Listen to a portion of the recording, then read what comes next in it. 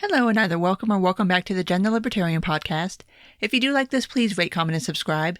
You can find me on iTunes, Google Play, Stitcher, SoundCloud, Spotify, YouTube, and on my Patreon page. All right, so today I'm talking to Nancy Rommelmann. If you've been here with me for a while, you've heard me talk to Nancy before. We've done a couple of episodes. She is the author of the book To the Bridge and is now most famous for being intrepid citizen journalist who went to Portland. So, hi, Nancy. Hey, Jen, how you doing? Good. I think where I want to start with this is for people to understand what is going on in Portland right now. I think it's kind of important to go a little bit into the Wayback Machine and kind of explain how we got here, because Portland is kind of a special situation. It's not like a lot of other cities where this is something that's kind of cropped up in the wake of George Floyd's death, or this is something in Portland that goes a little further back and a little deeper than that. So kind of explain to people what exactly has gone on in the past in Portland that's kind of led up to where we're at right now. Sure. I think for Trump to have the executive order to send troops in, Portland was sort of the perfect test city for that, because Portland is a progressive city. It's a marching city, and it's also a city that's had a pretty adversarial relationship with its police department for going on. This is about its fourth mayor so past 12 years, past 14 years, where the police are pretty much at loggerheads with the city council and with the mayor's office. And how that manifests, it manifests in different ways, but one that I remember pretty well is that when, after Trump was elected, and let's just be frank, Portland is a very blue city. It's a blue dot in the red ocean that is Oregon.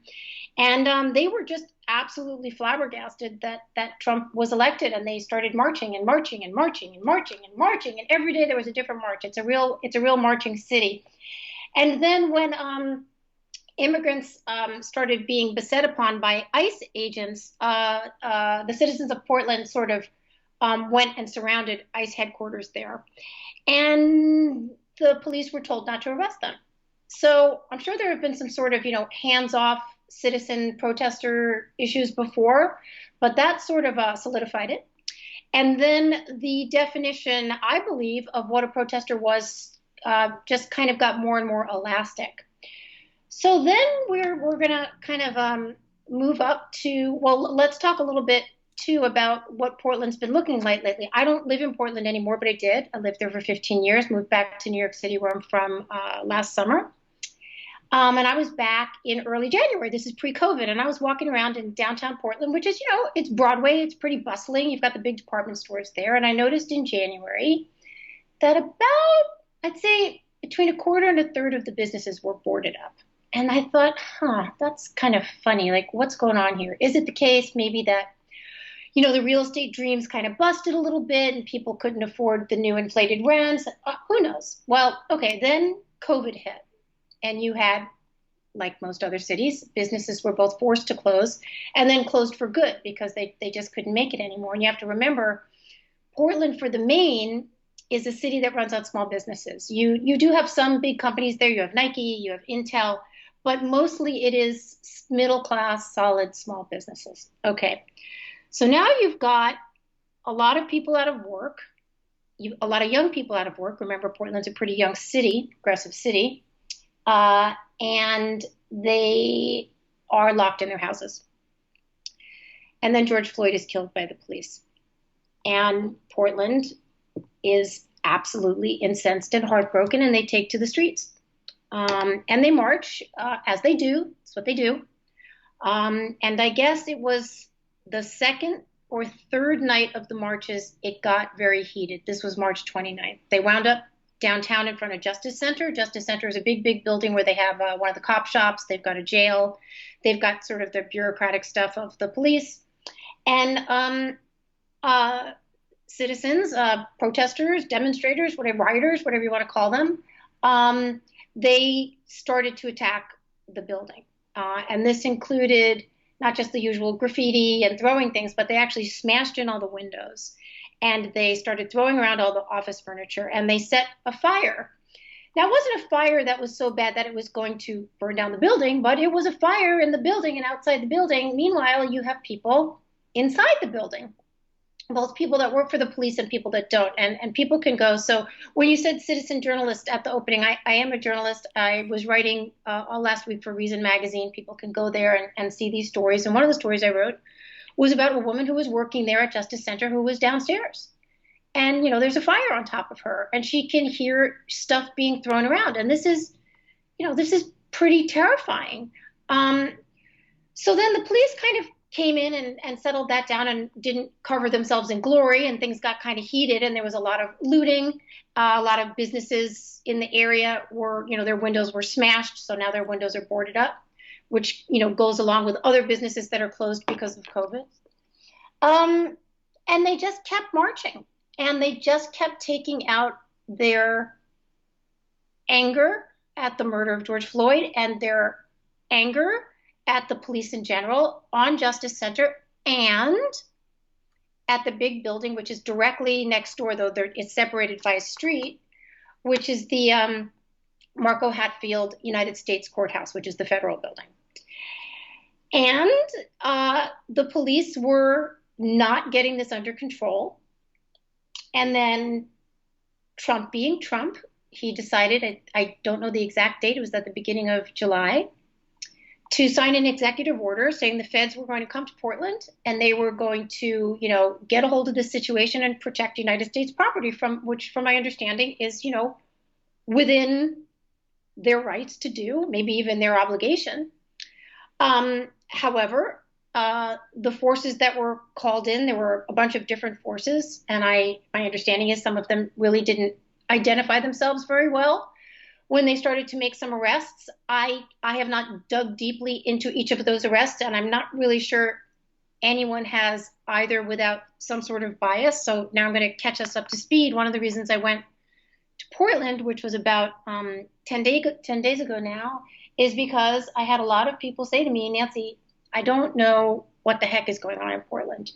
I don't trust what I'm hearing from, either side, in quotes. There were only, protesters peaceful and protesters anarchists, and there was nothing in the middle. So I went out there for Reason Magazine, and I wrote 5 stories, sort of trying to give people a wider lens with which to view the protesters and to view what was going on with the buildings and to view what was going on in the city. So, which you did a very good job of, by the way.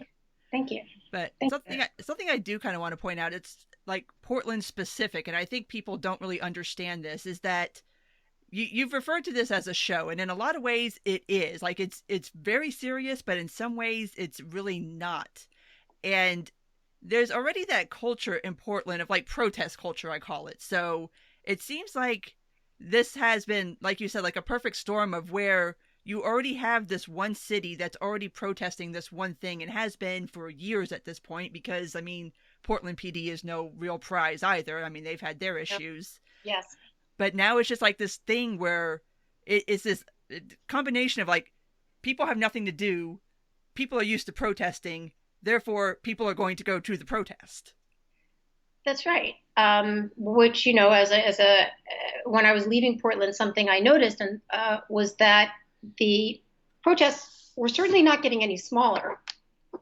And you really do have a large contingent of people that are fairly peaceful, if to my mind obnoxious, really shouting slurs at the mayor and just in general very hateful things, all cops must die, that kind of stuff, which I don't find to be particularly productive to leading the conversation someplace, but okay, it's not what I do. But you do have a lot of people, they go down, they want to see the speakers, the Black Lives Matter, they want to hear different representatives from the community, and they stay pretty late. And then what I had been calling the 200 are, sort of the ruffians or the hooligans, or, some people categorize them as Antifa or Black Bloc or just people that want to fuck shit up. They would stay and they would start, trying to bang down or set fires to the United States Courthouse. It was pretty performative, it seemed to me.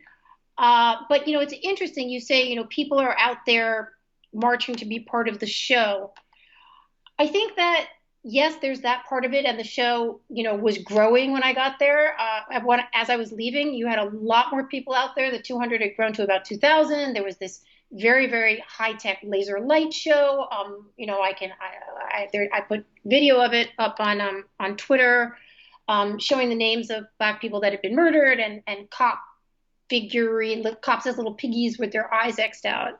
And there were vendors and there was music and there were people donating stuff. And when I mean stuff, I sort of mean like creative ideas. You could feel that people wanted to be part of what they thought was maybe at the beginning considered hooliganism or violence, but now was kind of morphing into, in quotes, the good fight.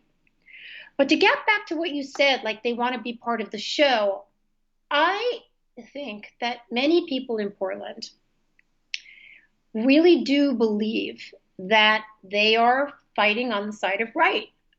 They're fighting for, certain equalities and equities and against police brutality and for Black Lives Matter or whatever it is that they're going to pick and be out there for.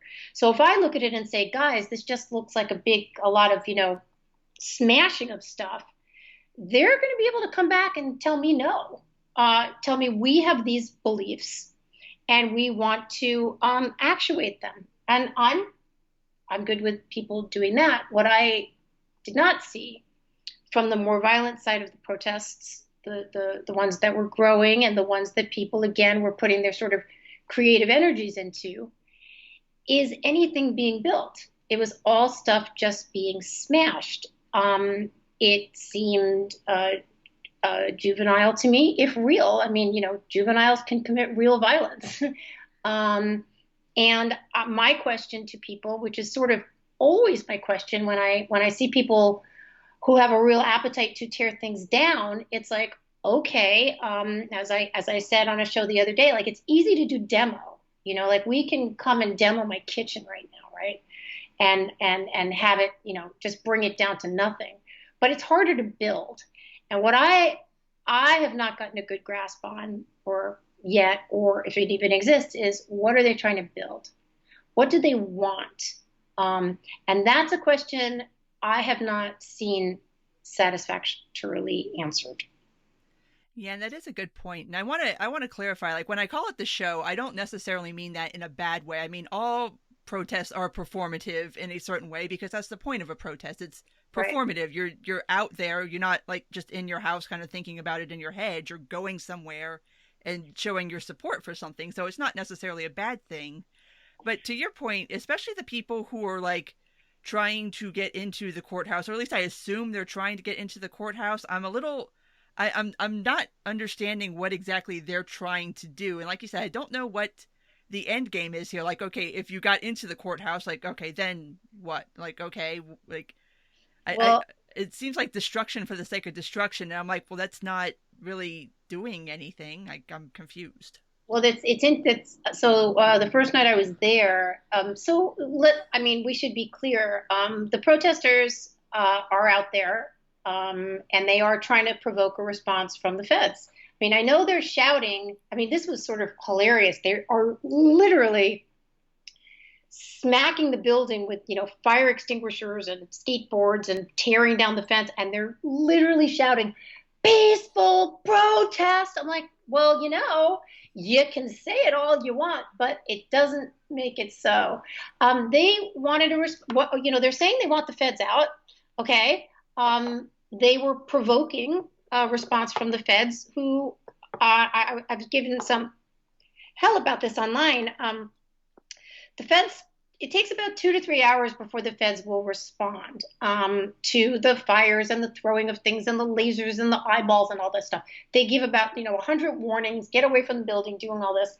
And finally, they start throwing some tear gas. Now, I was given a bit of a hard time about this online, saying, but they're not supposed to be there. They're illegally there, blah, blah, blah.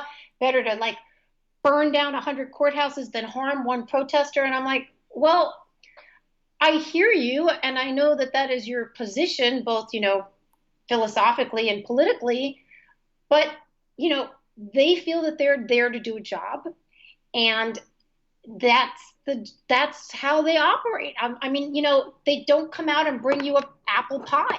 Um, and I think it would have been great if they would have. I would have loved to have seen what the protesters would have done. Meanwhile, what happens is, you know, there's a lot of banging around. There's some retaliation. The protesters are getting much more pretty fearless. You know, they get tear gas, they wipe off, and they run back. I did the same thing, but I was not obviously demonstrating against anybody. I was just watching people. Um, so they want a response, and then they get the response, and then it felt like Groundhog's Day. But sorry, a long way of saying, the first night I was there was a young woman in front of me, and this is in my first piece that I did for Reason. She was a tiny little thing, and she turned to her friend and she said, what are we going to do if we get in? I mean, and I said to her, I was like, you know, I don't think that the point really is to get in. I think the point is to sort of make a stand and say you're here and, you know, mess stuff up. And she said, I think you're right. And she looked really relieved. Like, this girl did not want to have to run into the courthouse in the dark with feds, with guns. That was not what she wanted. And she herself was not violent at all, but she was there sort of, you know, I guess, you know, being supportive and seeing what was going to happen. So what's going to happen tonight, Jen? They're supposed to be pulling out tonight, right? Mm-hmm. Allegedly. I have been asked if I thought that the protests were going to continue against the building if there were no federal forces inside. My gut says no. I mean, yes, the building is symbolic, but a brick is inert. You know, a doorway is inert, and it's not going to respond back to you except by maybe, you know, giving you a little trouble in trying to rip it down. They can't actually rip down the building unless they go full anarchists and, start driving car bombs in there, which I don't see happening. However, had this gone on, or if it does go on, I don't know how much rowdier and violent it could get without actually taking a real step up. For people that are interested, there's a website called Bellingcat, and there's a guy that's been reporting there, doing some really good reporting, named Robert Evans. And I can't remember where he said he was stationed as a journalist, but it was somewhere in the Middle East. And he said, obviously, they're not all brandishing weapons at each other. Well, the protesters aren't, as far as I've seen. I mean, they did have, chainsaws and that kind of stuff, electric chainsaws. But he's like, it's as almost as close to real mortal violence as he's seen. Like that would be the next step. And I happened to be down there last Saturday night, and a car drove up. It threw this utter mayhem and opened its trunk, and I was like, like, what is this? Like, what's the, like, all it takes is like one opportunist, right? Who wants to, I don't know, make a name or, in quotes, prove a point. So I am obviously super glad that the feds are leaving, and I think it's the right decision on a number of levels. And I also think, frankly, I think it's really the only choice that they had, without this stuff just escalating forever. And who wants that? Hopefully nobody, especially, and I'm also thinking about this in the way of whether these protests will continue at the courthouse in the absence of federal presence. I would be inclined to say no to, at least not in the amount of people, because first off, it grew because of the feds. Like, it's Correct. People that didn't really care about what was going on at Justice Center or initially what was going on at the courthouse.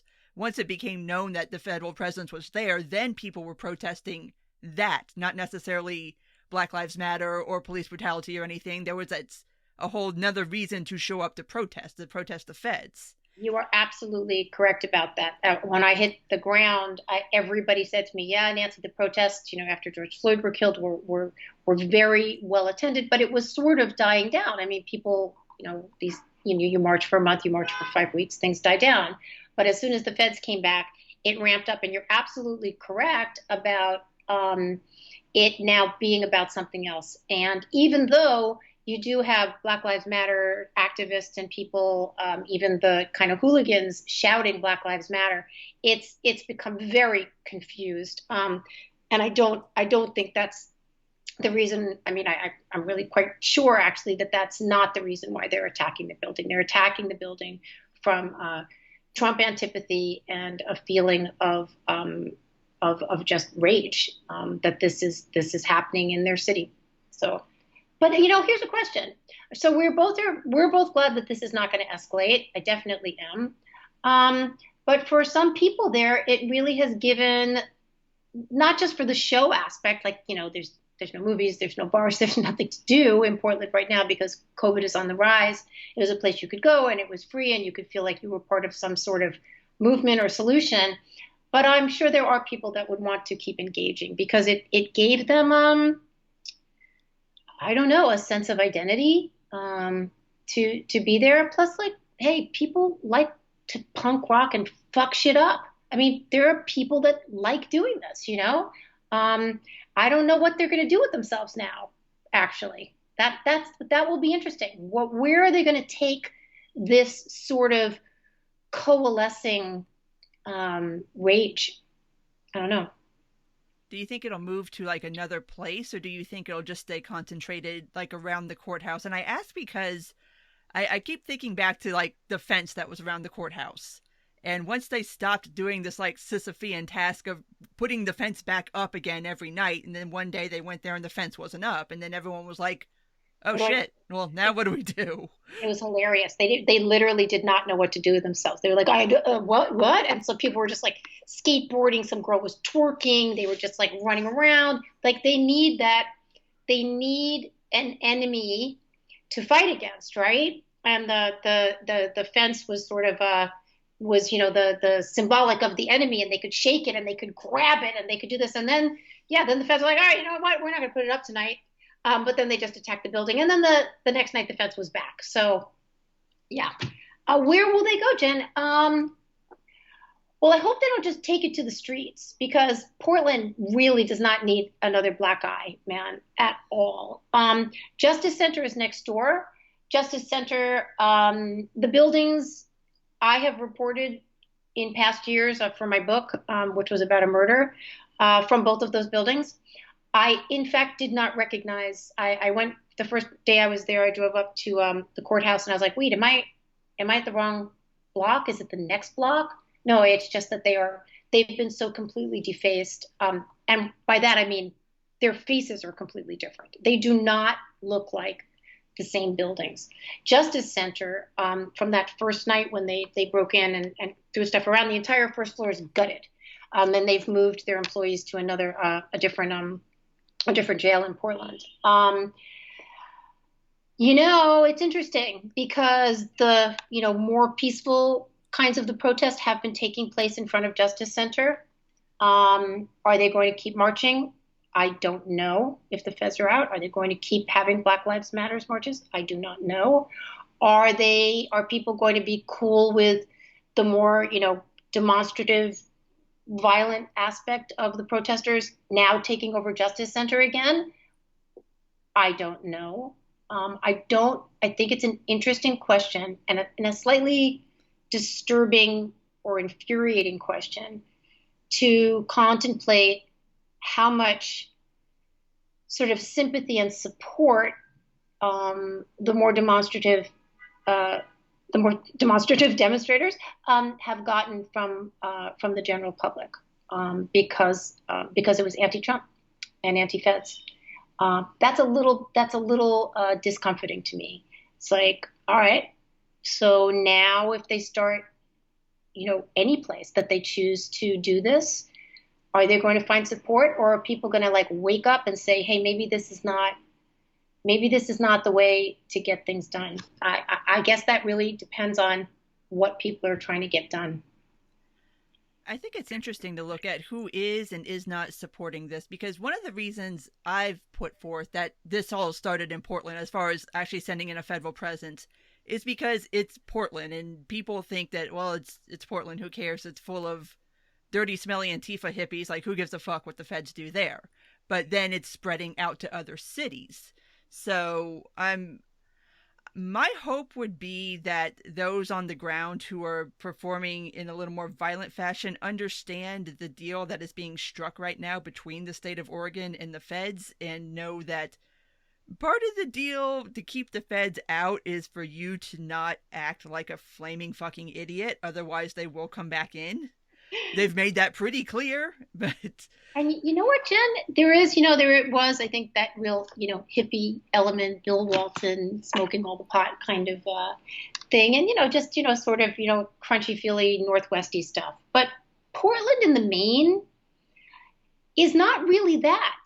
I mean, maybe out where they grow a lot of pot in other parts of Oregon. But Portland in the main is sort of middle class, super liberal, very pro-social justice, little sanctimonious, a little bit, I don't know, Portlanders often struck me as having a little bit of a chip on their shoulders. I don't know why. And I mean, not all, my God, I know great, wonderful, creative, interesting people there. But sort of in the main, it was like, don't say anything bad about anybody, but then, they're under their breath, they're saying something bad. I think they want to be known in the main as being on the side of social justice.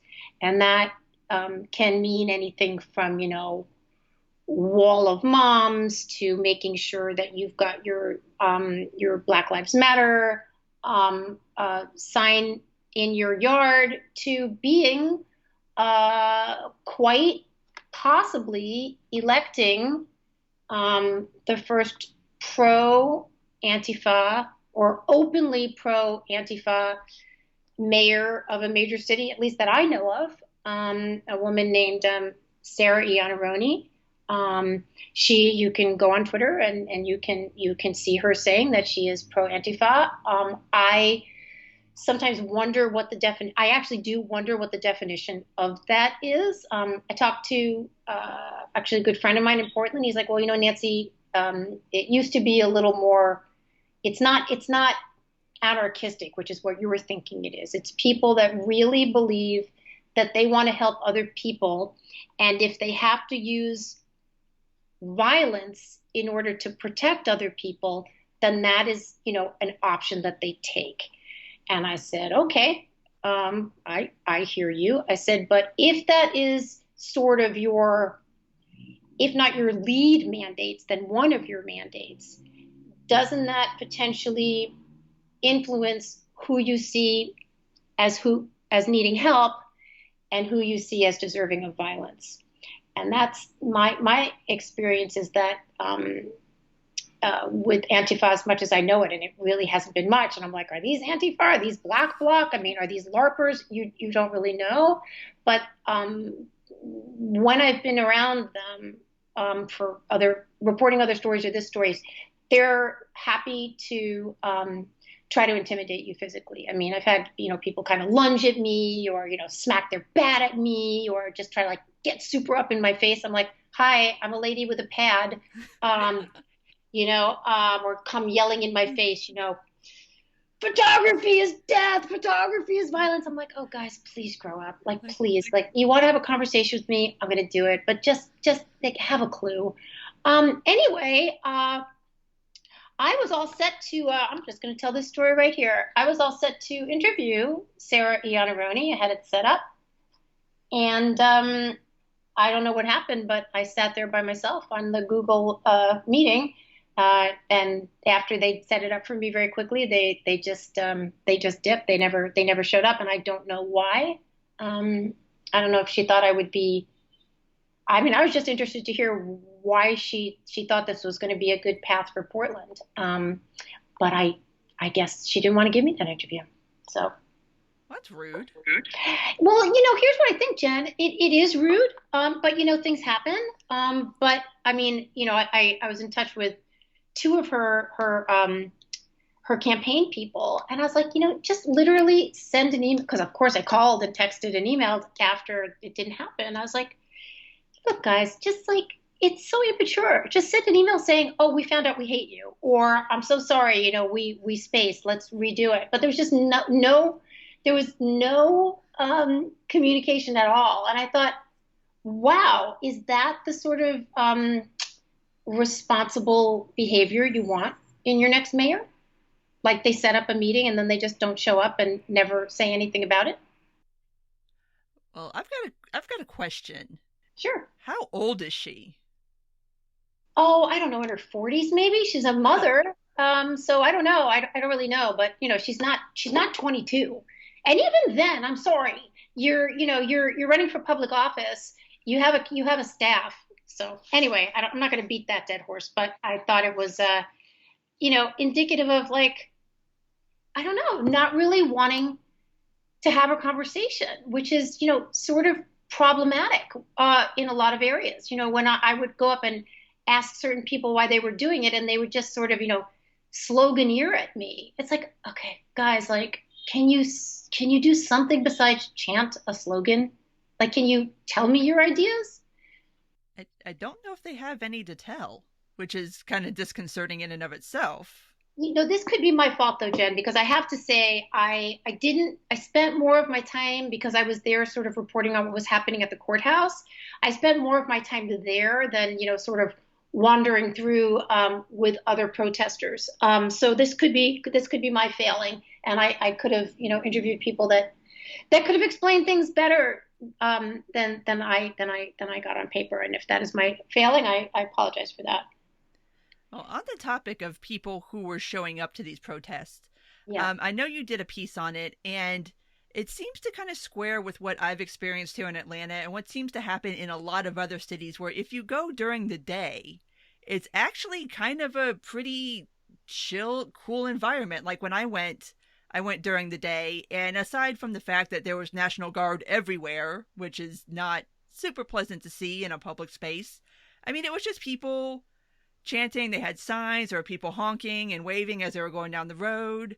Eventually, there was somebody handing out like snacks and water, and then there was another dude like picking up litter. And I'm like, if it wasn't for the fact that there's a whole bunch of National Guards standing right behind me with riot shields, this would actually be kind of a cool situation. But then in the evening time, that's when things tend to turn violent. So I've always been somebody who's pointed out that there is very much a difference between people who go to these things to peacefully protest, to chant, to hold up their signs, to march, to do whatever, and then people that show up to be violent. And it seems like in the beginning, everybody was able to make that distinction, but now it seems like everything's kind of collapsing in on each other. And it's either people wanting to be like, everybody is either one thing or the other. And it's not acknowledging the fact that there are kind of two different protests going on in the same day at the same time. for sure. And in Portland, it was separated literally by geography, like some people over here to the right, others on the left, and by timing again. But something interesting. So yes, I did do that one piece where I went in the morning at 5 in the morning to see sort of who was hanging around and who was cleaning up. But one of the reasons I did this, and this may tie in to what my friend was saying about Antifa. I don't really know because I didn't ask who these people were affiliated with, if anything. But when I was there a couple of nights really late and got tear gassed. And both times, and especially the second time when it was really bad. I mean, people were just vomiting in the street. I was approached by so many people. Here, can I help you? Can I help you? Here are some goggles. Here's some wipes. Can I rinse out your eyes? Can I get you something to drink? And it was mostly young women. They were pretty much dressed in black, so it looked a little bit uniformy, which is why I'm saying maybe it was Antifa related, the want to help people, according to my friend's definition. They were very organized. It was like an ant colony where everybody knew what they were supposed to do. I noticed that on the front lines, it was young men and women, probably more young men being violent, but definitely definitely young women down there too, like starting physical shit. And then the like helpers, and I think actually they might actually be called helpers, were young women. And they were making sure that as you sort of staggered your way away from the park, whether you'd been hit by pepper bullets or tear gas, were there to sort of minister. That I found that was organized, Jen. That was definitely not arbitrary. That was not just like some nice lady coming down with bottles of water. That was organized. So when you're saying these things sort of get, they dilute into two separate things and there are two separate protests, well, probably at least two, probably more. But the organization and then the sort of growing synthesis amongst the what was happening in front of the courthouse made me think that people really thought that they could contribute. Um, Obviously, the violence is not a good thing from my perspective, but they could be a support system, and that was sort of interesting. And that's one of the reasons I went the following morning because I wanted to see if those young women were still out there picking up garbage, right? Like, oh, is this part of your job too? But it turned out to be other volunteers that were out there cleaning up. But apparently now that's pretty much all gone, including the riot ribs, which got like this tremendous amount of press. They were there grilling ribs, feeding people. They collected something like $300,000 in donations. Don't that's a number I was told. I have not researched that, so please don't at me. I don't know if that's the right thing, but I do know that a couple days they pulled up stakes and they're out. And like literally, in the dead of night almost, and they say that they're going to be giving back all the donations that they got, but burn hot, burn fast. That seems to be something I wasn't going to bring this up until later, but since we're already here and talking about people profiting off the situation, you had mentioned that you saw some vendors out there trying to sell some wildly overpriced T-shirts. Yeah, yeah. Well, but it's like at the concert, right? Yeah, How much? Right? That T-shirt, $75, man. That Tom Petty T-shirt. So I paid $50 for this, but I bought it at the Portland riots. that's right. I could have gotten it on eBay for $7, but yeah. Well, I gotta say, I didn't see anybody buying anything from that guy. But okay, I mean, hey, he has a T. That's what he does. He has a business selling screen print T-shirts. So he just, he decided, hey, I'm gonna go down there and have his place is about 10 blocks away. He was gonna have another nightly stand. So And also kind of what's happening with the wall of moms, which the whole wall situation, we got walls of moms and walls of dads and walls of vets, and now we've got leaf blowers and counter leaf blowers, but apparently the wall of moms situation is turning into your typical Portland clusterfuck because somebody decided to try to make it a nonprofit and then other people got mad and then there wasn't enough black people and it's just like, oh my god. well, okay.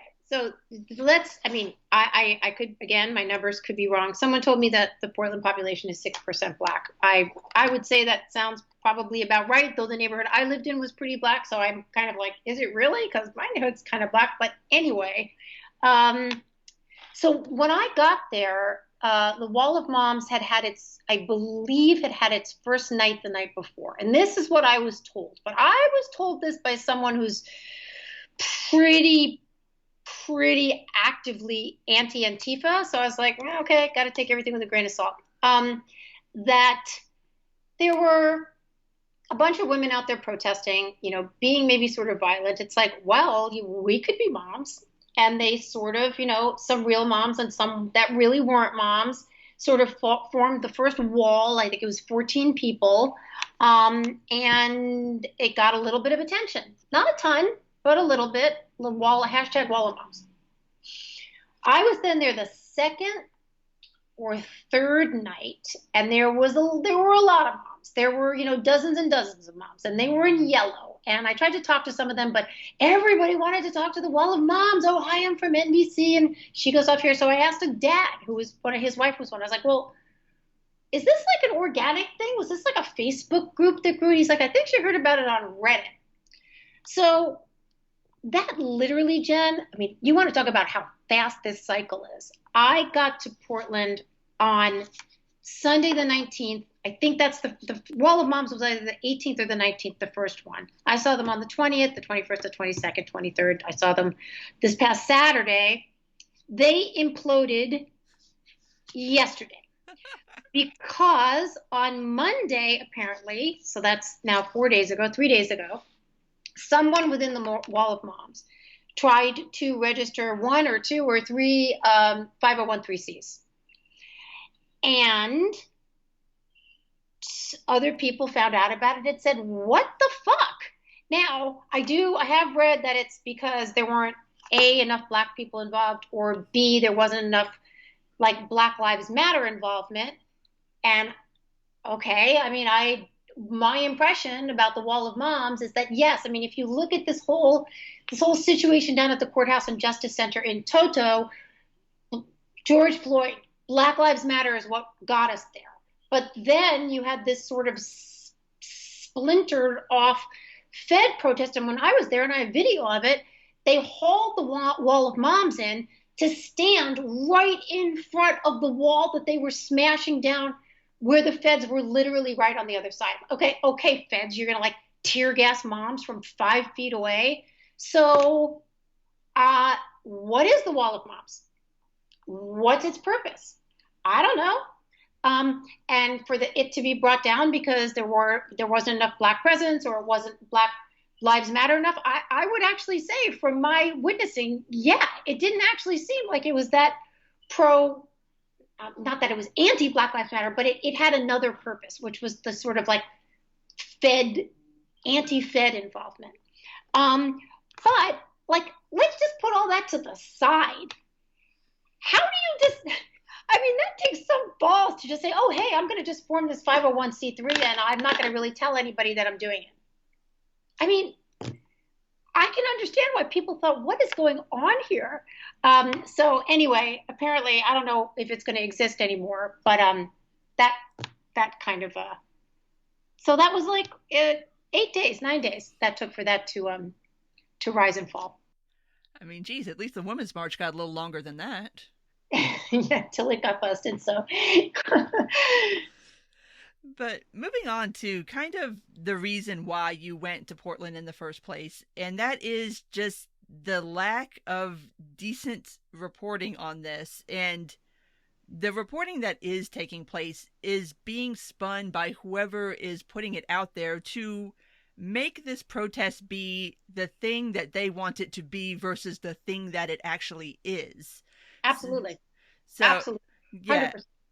I mean, this is it's one of two things, right? It's peaceful protesters beset by horrible Fed goons, or it's anarchists burning down the city of Portland. Only Trump and his forces can save the city. Okay, neither of those are true. Okay, the city is not on fire. The nightly events take place in this one area. A couple other places they've been pretty aggressive to a police station in North Portland. That they go and then you have the city council and the citizens of Portland who very much want to defund the police, which is something that they're going to have to figure out on their own. But in terms of the city going up in flames and a bunch of anarchist hippies, that's just garbage. So, okay, whoever is, spreading that is not true. Is there violence at the courthouse? Yes, there is.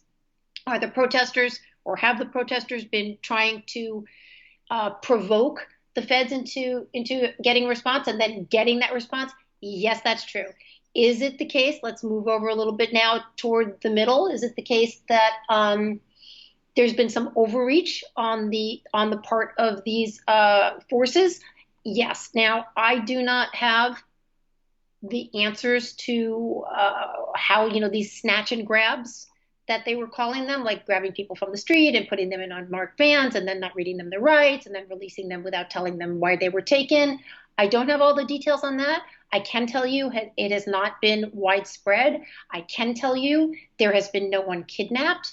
We are not in Argentina. People are not being, dropped out of airplanes over the Pacific Ocean. Has the rollout of all of this been maybe done badly? Well, hello, it's the Trump administration. That's how they do things, okay? They don't roll things out well. It's also performative. But these people went in and they had a job to do and they tried to do it and probably did it well and badly, just like we all do things well and badly.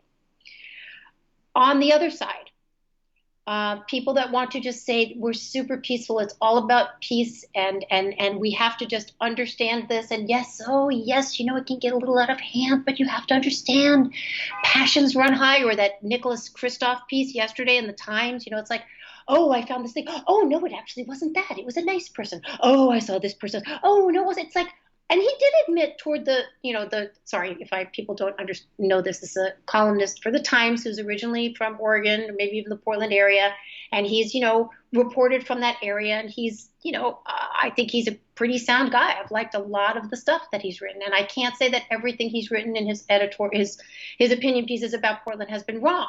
He did say yesterday, yes, there has been some violence, but you have to call it what it is. I mean, I I saw it. I stood there. These people are not peaceful protesters. I don't care if they're shouting peaceful protest. I don't care if you say, well, you have to understand they're hot under the collar. Okay, but they're committing violence. And as I put up in a video, it's like, if that was your mom's house and you saw people shooting high powered fireworks and laser beams meant to blind her, and they were smacking on it with fire extinguishers, would you say, cool, peaceful protest? I don't think so. Anyway, outlets, they screwed on their little ideological lens, whether it was their right eye or their left eye, and that's what they reported, and that's what people see, and that is the reason I went out there, first of all, because I was also curious, but I had a lot of friends who obviously knew I had lived there and trusted me as a reporter. I'm very honored about that. And said, Nancy, go, why don't you, maybe you can tell us what's going on. And I did. And as I said, the other night, how I did it, Jen? I brought a pad and my two eyeballs, and that's it. You can see what stories is if you want to look for it. And I do. I want to keep telling stories. I mean, anybody that's listening to this, you got another story for me to tell from Portland, I'll tell it. If I feel like I can tell it well and fairly. And I mean, this is something that anybody could do if they so chose to do, which kind of leads me to my next question, because I've seen a lot of citizen journalism coming out from Portland, especially over the last couple of weeks, where people have started to go in and be like, okay, what's really going on here? But it doesn't seem to me like there's a lot of coverage from like any of the major news outlets, which kind of baffles me a little bit, because obviously there's a market for this. Like, people want to know. Like, obviously your posts have been very popular. I know Michael Tracy's been out there documenting it. His stuff's been very popular. But it's almost like a media blackout on this, and it's like, it's kind of a major story. Like, the federal government sent in agents into this city because of people attacking a courthouse, and it's kind of this very weird, nuanced situation, but there's a lot of crazy shit going on here, and it is a news story. Like, it's kind of newsworthy. So it's interesting to me that I'm getting more out of individuals than I am from news outlets. Well, I think that, our news outlets are getting more and more sort of stratified, and they stay in their silos, they stay in their lanes. I did hear, I can't remember, someone I was speaking with some people, and they said, well, so and so tried to kind of cut the Portland. Some big journalists tried to cut the Portland story kind of down the middle, tried to see it a little more broadly, and got destroyed. The messages maybe I would be bringing would not be popular if I was on staff at the New York Times. I would have to see it more their way. And I think that people are afraid. Obviously, we know people are afraid in this climate, because whatever you say, if it's not perceived to be, completely squeaky clean according to them, will get you destroyed super quick, number one. Also, if you work for, let's say you work for a conservative outlet, they see the story one way. That's what they want you to bring. They say, Nancy, I want you to go out and bring me a bear. If I come back with a with an opossum, they're going to be like, Nancy, I asked you to bring me a bear. And if the story happens to be an opossum, and I'm like, guys, then they'll be like, well, yeah, but we don't want that. Our readers don't want that. Our readers want to be, they want their biases confirmed. I have zero interest in doing this. I don't see how it helps anything. I think it actually is tremendously dangerous and dishonest and really fucking garbage. Sorry, did I make my point clear there? So I love being able to walk in and talk to all the people, I guess not all the people, but the people that I think are going to give the reader a kind of a view of what's going on. I'm sure I have my own biases too, but I really am really that's really not why I'm there at all. And the people are just so fascinating that are there that it's just so much of a better story to see all the people on the ground and try and get them to tell you why they're there, or just watch their body language. It's so fascinating. I think mainstream media is missing a big opportunity here, and I've talked about this in other venues too, but obviously, like I said, there is an appetite for the kind of reporting that you're doing, and to point out that all of these things are true at the same time. Yes, there are violent people who are trying to break into the courthouse, I guess. I'm not entirely sure. There are people that are being tear gassed. There are people that are either peacefully protesting, they're there observing as members of the press, they're legal observers, they're just people who want to go down and see what's going on. Like, all of these things are true at the same time. It's not that you have to pick one thing or the other to be the truth. No, and I mean, isn't it more marvelous to be able to hold different truths in your mind at the same time? I mean, because that actually is the way the world is. I understand people are afraid of that because then they got to like look at some things and like, oh man, I got to figure that out too. I had it all figured out. Damn it. But that is the way the world was. And I mean, this is so self-evident. We've got a conflict, okay? If there's a conflict, it's like we're all sitting here making butter cookies and someone has a little variation on the cookies, right? There's a conflict. If there's a conflict, then clearly we've got, different ideas here at play. So, like, let's look at them and let's look at who's going where and who's anyway. Yeah, it baffles me that people are just so enamored of seeing, the news one way. I just, it's so boring and so kind of anti-progress. I don't know. It's just not interesting. It's way more interesting to go down there and really report on the facets of this thing. I agree. And I think a lot of what's going on with the media right now is kind of the mainstream media sniffing its own farts a little bit too much and thinking that people want things that they don't necessarily want. And there's starting to be this space open up kind of in the middle where you do have individuals kind of running in to fill that void. And I think that's like really cool and interesting. And I'm so happy for everybody that does it, and especially the people that have managed to like make money doing this. Like, that's super fucking cool. Well, I'm sorry to say, but any mainstream media outlet that just keeps telling people you should want it this way, you should want this, and we're not going to give it to you another way because this is the proper way. They're going to work their way to irrelevancy, okay? Because people don't want to just be told like you only have to have a diet of this thing that I have decided. I mean, sure, I guess some people want that, but other people are like, don't patronize me. Like, I want you to bring me interesting stuff that you actually worked hard on, not that fits some sort of, ideology that is fulminating in your newsroom. And the people that are going to kind of continue to bring interesting news are the people that are going to refuse to just be that because their institution says, I need you to be this. It's like, well, great, I'm out. I'm dipping. I'm going to do something else and give people what they want. And I mean, I'm not trying to blow my own horn here, but I saw it this week. People are like, oh, and of course, yes, it's people, telling me nice things. A lot of people told me I was an idiot too. But, people are like, thank you for something that wasn't just so black and white. I mean, people like that. Okay. They do. They like it. So. And it's kind of cool that we live in a space right now where there are ways to monetize that sort of content and to be able to make money on your own outside of having to work for a news outlet and having to kind of do the things that the news outlet wants you to do. So I cross my fingers for everybody going into that space because I think I think there's a there there. It's a, I think it's a tremendously there's a tremendous opportunity, but it's also tremendously difficult. And I think that, people really have to probably commit to it and also bring the goods.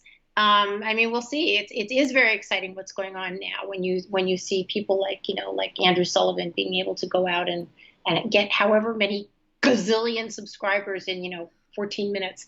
But let's see how this coalesces and people just continuing to say, I want to do a story this way. And if I can find readers to do it, then bully for me. Maybe I join with some other people and start building some cool shit. So that's that. Fingers crossed for everybody doing that. But to move it back to Portland and recent events, maybe the situation is coming to an end. And this is very interesting. I read the piece that you tweeted out, and the governor, Kate Brown, seems to have pulled a little bit of a back channel sort of thing here. She was slick. She was slick about it. I gotta say, so my late stepfather was the caricaturist David Levine, who drew for the New York Review of Books for 40 years. And anybody that can look that up, he's just was such an incredible master. And he did tons of political cartooning. And I literally could just see him doing a caricature of, Kate Brown and Mike Pence as, Fred Astaire and Ginger Rogers. It's sort of, dancing toward some sort of solution, which is apparently how it happened. I guess like her husband and his wife were friends or something like that. And they just started talking and they just came to sort of a compromise, which is, God, can you imagine her trying to do this with Trump? I mean, it's never going to happen. So yeah, I think it's great. Now, I also read that the city council has decided to stop trying to cannibalize its stuff, including there's 5 council members. And the mayor is one of the council members. And he also is the police commissioner, not the chief, but the commissioner. So it's just always a giant mess. But there was one, Joanne Hardesty, she basically called him out on social media last week and said, "You are such a failure. I should be commissioner." It's insane. I mean, this is how business gets done, with a tweet. But yeah, okay, here we are, 2020. But apparently they have now also called a rapprochement with the governor. They're grateful to her. Everybody's grateful. It's in the article that you referenced, which was, where did I tweet that from? Do you remember, Jen? Well, it's on, okay, everybody that's listening to this, my feed at Twitter is at Nancy Rom, NancyRomm, and it's up there. It's 2 or 3 tweets down, talking about how this came about. And it was kind of slick, wasn't it? Yeah, she kind of basically just went around Trump, first of all, and also went around DHS, which I would love to have been a fly on the wall when somebody had to go tell Chad Wolf what the plan was, because you know they're not happy about it. DHS does not want to pull out. They want this. Well, I don't know. Jen? Okay, so the piece I published yesterday in Reason about the feds leaving, part of it is I had and still have some communication with someone that was in the federal building. And we wargamed the 10 different ways we thought this would all kind of end or escalate, as the case may be. And he said to me yesterday, after it was announced that the feds were leaving, he's like, "Nancy, it's very simple. We came in to do a job. Portland says they're now going to do the job. We're not needed. We're leaving." I got to tell you, Jen, I mean, I can understand Chad Wolf. I don't know the guy. That's his job to kind of, get in there and do this stuff. It was not, it literally felt like Groundhog Day. We're going to do this every night. We're going to do this for 50 more nights because nothing stays the same. It would have to escalate. And do they really want that? I don't know. I got to tell you, I think there might be some relief in the building, to tell you the truth. I know that doesn't sound too macho or anything, but I think there has to be some relief that they don't have to do this every night. I'm curious as to how this was sold to Trump, though, because there was a lot of posturing about the violent anarchist Antifas and they're burning down Portland, and now you've got to somehow explain, okay, we're pulling out of Portland now. and Yeah. I can understand how it's going to be done. Like they're going to be like, well, Oregon said that they're going to take care of it, but we'll just be right over here just in case things go wrong. But it is kind of a they blinked. Yeah, that's so funny that you say that because in my piece yesterday, I was like, someone's going to have to blink first. And they blinked. All good. Which thankfully, I mean, I don't want things to escalate. I didn't want them there in the first place. I don't agree with the federal government sending in agents to handle things that should really either a city issue or a state issue. And I know it's a federal courthouse, but I still feel like the proper authorities to handle it was the city of Portland and the state of Oregon. You don't need to send in federal agents to do this. So I'm happy that they are hopefully leaving Portland and hopefully stay out of Portland because yeah, I'm not a fan of this new expansion of federal agents into various cities to do various things that don't have anything to do with federal property. I don't like it, but I am definitely going to keep an eye on where is it now? It's Detroit and Cleveland and what's the another city where they've sent in um, federal forces. It's a I obviously am not as familiar with these cities, but I my impression is it's a very different sort of paradigm in terms of where they're what the populace is like, what they want, what their history is. I mean, of course, you don't want the feds going in. And then the feds say, okay, well, but if the state and the city is not going to do anything, like, what do you do? I don't know the answer to that, Jen. I don't know the answer. But I do know that the state and the city was unwilling to sort of keep things under control. Maybe that's the wrong word. Maybe I do know, and there's absolutely no doubt that the violence escalated as soon as the feds got there. I was not paying attention to it before it sort of exploded. I mean, I was, but I can't. I don't know exactly the level of violence. I knew the level of violence was very bad on the 29th of May at Justice Center. Then it had been dying down. Maybe the thing to do would have just been to let it all die. Actually, the thing to do would have been to let it all just die down. But Trump had a Trump, and then we got this for a month. So yes, I'm glad they're leaving, and I hope that in other cities, um, it just doesn't devolve to this. I mean, why? Why? and to answer your question, they're also going into Seattle and Chicago. Okay. And obviously clearly sending in the feds into Portland did not help the situation in any way, shape, or form. Made No. things much, much worse than they were before. And yeah, they should have just left it alone. And which is why I kind of side eye this whole little excursion into Portland because I'm not entirely sure what it was supposed to accomplish in the first place. So I'm just that's why I was kind of baffled that they decided to pull up stakes and leave. I'm like, okay, well then, I mean, what were you doing there in the first place? Because you certainly like the violent Antifa types, they're still there. Like the protests are still going to go on. Hopefully they'll die down. But like, if the thing you were going there to do was to somehow stop people from attacking the courthouse, well, that didn't happen. Hopefully, maybe it'll happen now, but I don't entirely know. So I'm just a Well, little confused about the whole thing. I guess they're figuring they've gotten some sort of assurances from the governor, who's now not, who's now working with the mayor in the city of Portland to say, all right, we're going to take care of our side of the street. Oh, which is going to be super popular with the populace, right? That, oh, the cops, don't worry, we don't need the feds anymore because we'll have the local, authorities take care of it. Oh, yeah, it's going to go over real well. Oh, and they all love Ted Wheeler so much. Yeah, what did Ted Wheeler ever do to these people?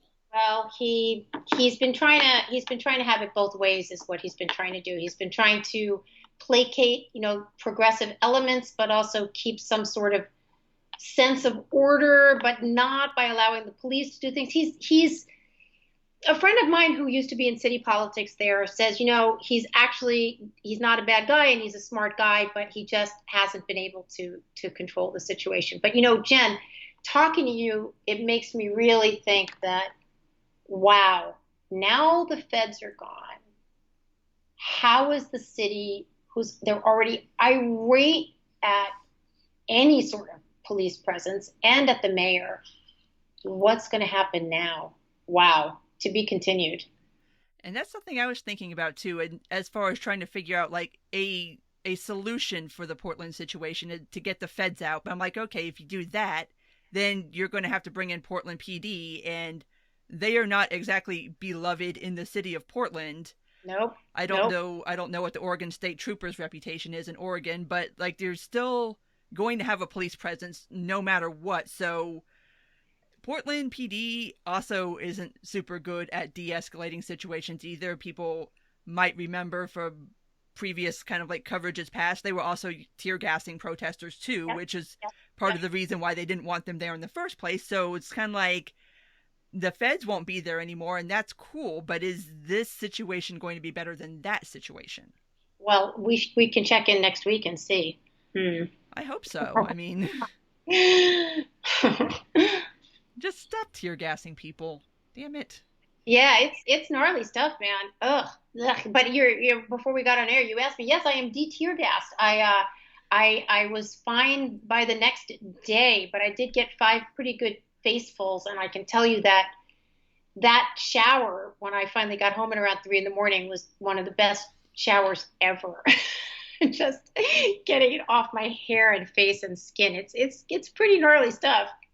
Yeah, because you said it was sticky. Like, I never really realized it was sticky, but I guess that makes sense when you think about it. I and now that I said that, I literally felt like I had a layer of glue on my face. But then when I got home and pulled out of my bag this baggie this girl had given me of wipes, I noticed on the other side it said these wipes contain, like it was homemade, tea tree oil and blah blah blah and some other stuff. So I think it might have been the wipes. Maybe, yeah. So what do I know? I don't have a whole lot of experience with tear gas actually. I think it's my first time getting gassed. Well, I think. you officially now have more experience with tear gas than I do, which I don't want any experience with tear gas because it looks like it sucks. uh, Oh my. okay. Well, I think at this point that's a pretty good spot to wrap this up. So go ahead and plug anything that you want to plug. All right. Well, let's see. I did just write. I contribute to Reason magazines. All the articles are there under my name, Nancy Rommelmann at Reason.com. I'm on Twitter at Nancy Rom, NancyRomm, and I do have a book out. Came out a year and a half ago called To the Bridge: A True Story of Motherhood and Murder. Takes place in Portland. If you want to check that out, that'd be great. All right. Well, thanks for sitting down and talking with me, Nancy. Hey, Jen. Thanks a lot. Thanks. So I hope you enjoyed my interview with Nancy. And if you do want to hear our previous 2 episodes, I'll put the link down in the show notes.